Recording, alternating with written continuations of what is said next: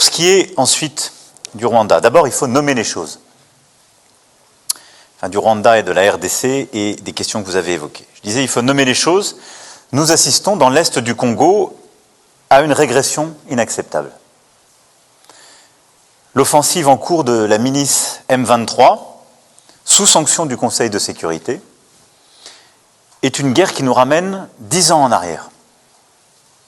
Elle a des conséquences terribles pour les populations, et je pense en particulier aux centaines de milliers de personnes déplacées à qui tout manque.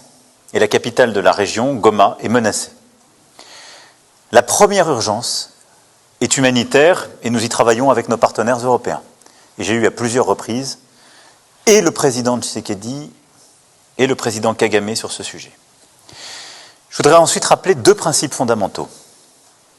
L'unité, la souveraineté, l'intégrité territoriale du Congo ne se discutent pas. C'est notre position constante et cette position n'a pas changé. Deuxièmement, il n'y a pas de 2 poids 2 mesures. La guerre dans l'est de la RDC ne doit pas être une guerre oubliée et c'est pourquoi j'ai passé autant de temps à parler avec chacun des acteurs et surtout que notre politique est de soutenir sans relâche le cadre des discussions que le Kenya et l'Angola ont mis en place. Et j'ai pu d'ailleurs aussi échanger avec les 2 présidents pour soutenir les médiations régionales qui se sont déployées. Nous avons d'ailleurs soutenu le déploiement des troupes kenyanes dès qu'elles ont pu s'installer. Nous en avons été, je dirais, à l'initiative diplomatique. Et j'ai encore parlé ces derniers jours au président pour unifier les différents processus de médiation régionale.